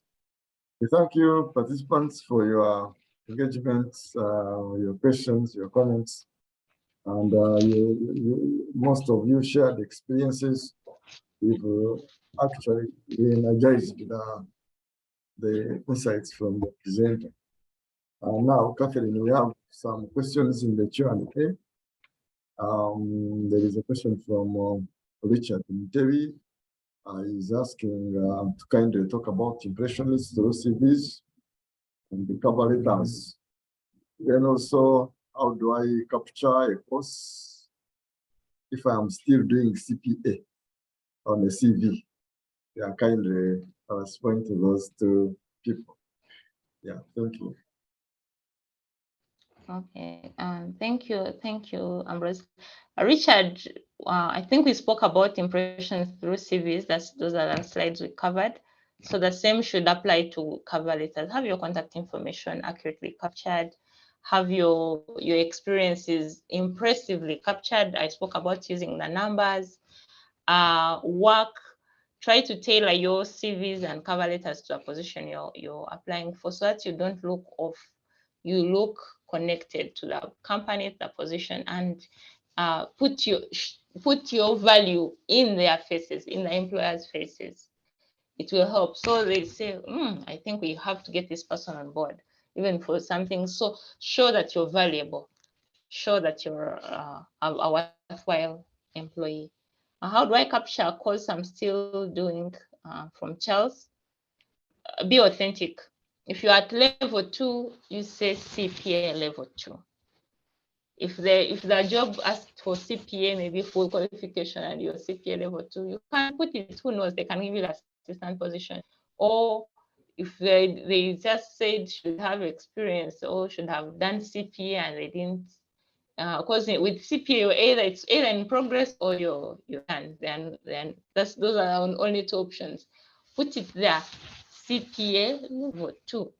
And where you want to capture, you can read some of the skills they want. They can say maybe want someone who can do analysis, financial reporting, and all these. You can indicate under those, you can indicate the copy, the paper you've done to show that you're relevant and worthwhile candidate. What could be the difference and similarities between CV and resume? Or phrase, I think. Ambrose, do we have to answer all of these, or you choose and we answer a few? Oh yeah, thank you. Considering our time. We can answer the one. Well, there are only 2 questions. Participants, now we are in the Q&A. The discussion in the chat was closed. So post your question here at the Q&A tab. So we have two questions. We can answer them, and then we can even conclude if they are not more questions.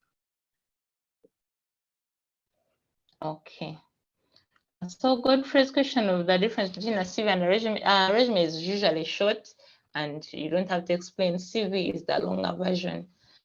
So if you have, if you're explaining maybe work experience, you can just put between 2020 and 2023, I worked at ABC Limited as an accounts assistant, and that's it. In a CV, you would explain what you did, what the achievements are, what were your roles at that company. That's the difference.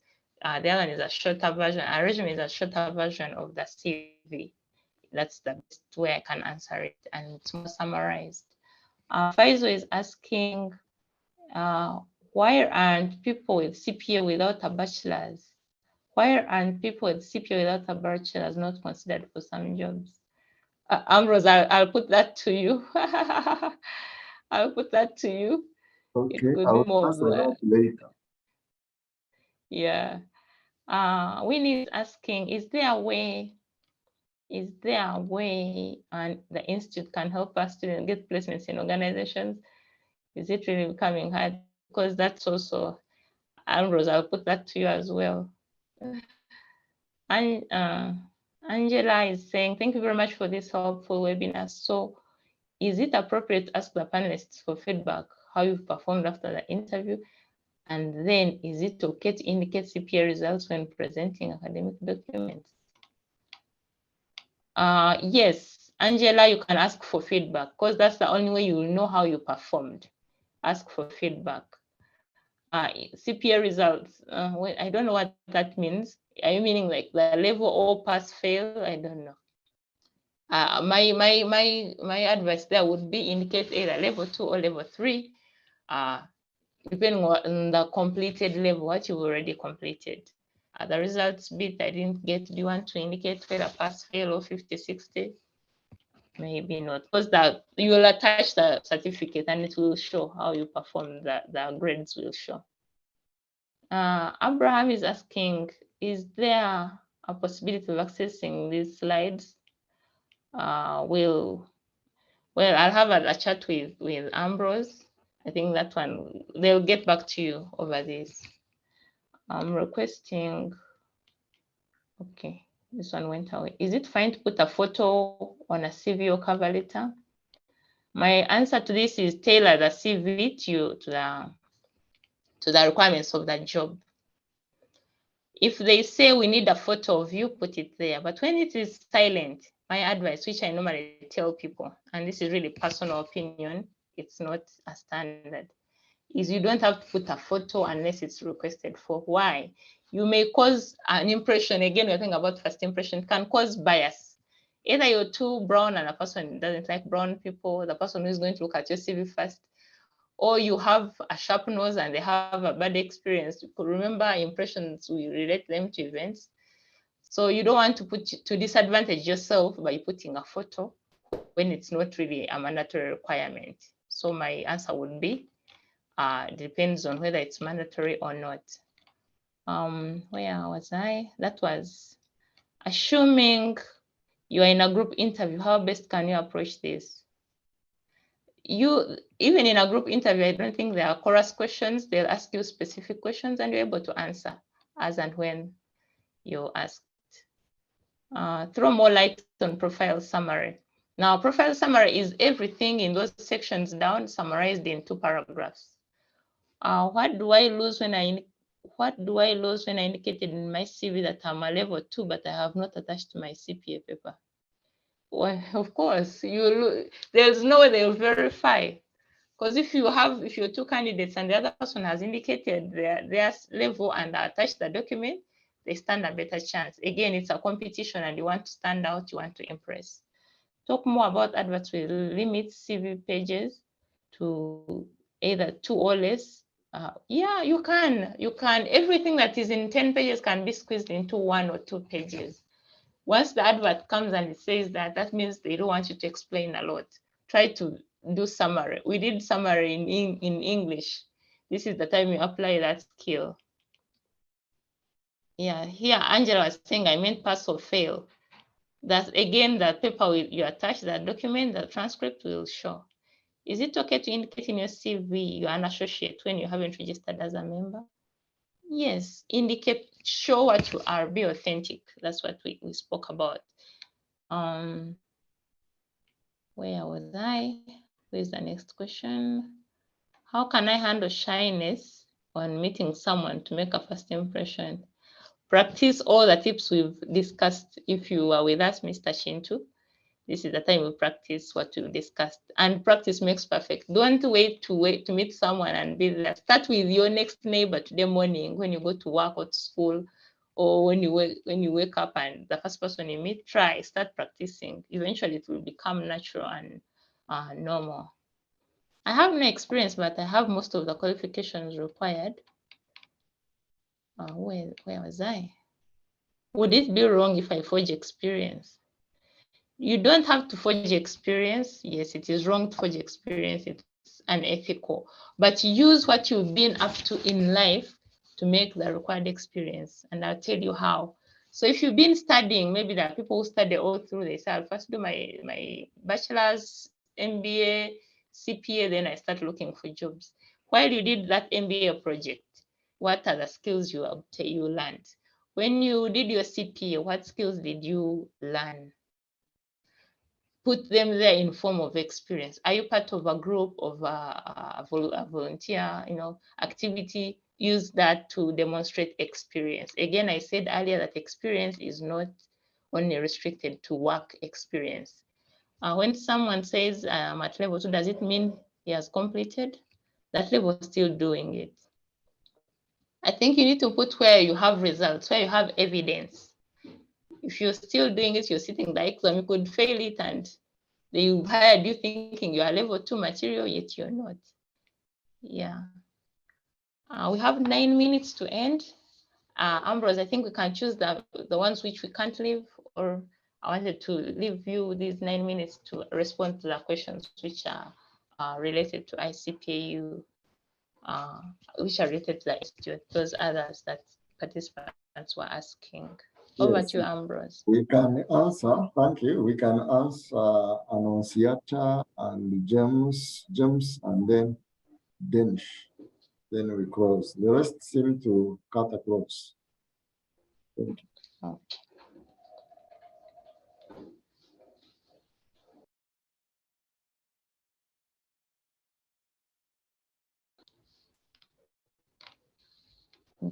James, you said Danish, James Opio, right?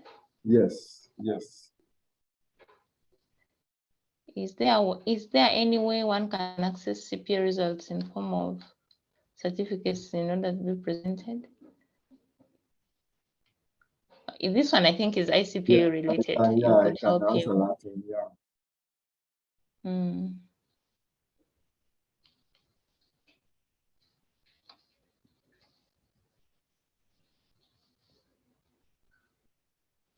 So then if she's saying, how does working in the same place for more than 7 years with promotions of course affect first impressions?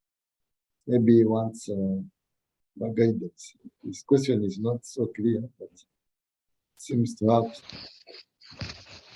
Okay. He seems to say that you worked in one place for over 7 years and you've been promoted over those years. In that, how does it affect your first impressions? I think going forward, should you choose to move out, should you choose to meet someone and talk about your work experience, how does that affect? I don't know if I'm getting it right. If that's the case, it's two-way. Some people, it shows trust, it shows loyalty, and that's a good thing. But also some people, it can limit you in a sense that you may not have explored different sectors and what. But to me, I think it's a good thing.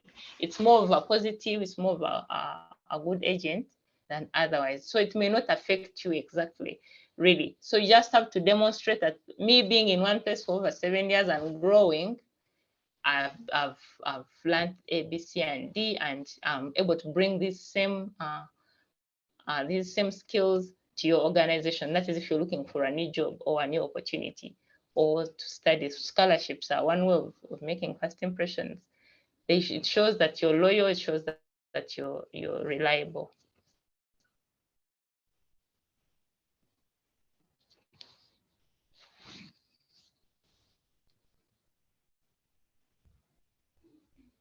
Over to you, Ambrose. All right, thank you so much. Members, thank you for the engagement. Let's put our hands, members, where we are to appreciate our CPA, our presenter this morning, our CPA Catherine Sime, for a wonderful presentation. And on behalf of the Institute, I want to take this opportunity, and actually on my behalf as well, thank you, CPA Catherine, for taking us through how to win for the first time, how to make impressions that make us succeed wherever we go and whatever people we interact with. So we thank you so much, CPA Catherine, for this. And we also want to thank our presenter, our students, and some of the members who were involved. And also CPA Sharon is one of the members. We want to thank you so much for your engagement. And before I close, I respond to the question. CPA Catherine, there's someone who is asking for your contacts. Maybe on the presentation, you will put a slide with your contacts, or you may share the contacts in this webinar. Yes. So before we exit, remember we will have our certificates on our email addresses, and we will also have the CPD information on our accounts if we are members. And you can also use the certificate to claim CPD requirements in other organizations where they are required. And there are three questions which are asked on placements for CPA students. We have a practical experience training program, and in that program, we encourage students to document your experience. I believe all of you have registered for that. When you go on your portal, you should be able to find a requirement for you to do so. Go ahead and register. It is an online process. Then you should be able to document your experience. There are 7 areas of technical which you are required to document 3, and 3 non-technical areas, and one of them is communication, interpersonal, and organizational behavior. So for you to do so, you need experience, and you need to be placed somewhere. And, we encourage you to look for where you can get experience. But should you fail, we have an email, pet@icpa.co.ug. Feel free to share your CV. Should an opportunity happen in one of the markets, then we can contact you and see whether possible we can get on board. Then CPA and the degree. Yes, there is we and the National Council, we have worked on the National Accountancy Qualifications Framework. We are now actually a CPA qualification is more than a degree if we go by that framework. So we believe we are now engaging with employers in those aspects, and we believe that you should be not having a challenge if you have your CPA qualification, but you don't have a degree. But currently, if you really, because the markets need you to have degrees, and then you go ahead and get your professional qualifications. In case you don't have a relevant degree, there is a program with us and Uganda Matans University where you go and study a degree for 1 year. And that program, the duty with it is revolving. Anytime you go there, you are registered and your cost is modular. So you go where you find the students is where you start from. But if they came early, of course, they will leave you, but others come. So feel free to get interested in that. They offer a Bachelor of Science in Accounting and Finance, maximum period 1 year, 12 months. So that you can mature that one. Then dress code, I think if you've been with us since 7 up to now you know how to dress appropriate. And it is a professional judgment matter, which I think the institute doesn't have a standard on that. But we've guided you through Catherine, and now you know what to do. So we thank you so much. Please join me once again to thank our presenter, CPA Catherine, senior, for a wonderful presentation. And we hope Catherine to continue engaging so that we train this human person to continue being professional. I want to wish you all the best. Let's continue interacting. In case you don't receive our slides from the presenter, send your email cpd@icpau.co.ug.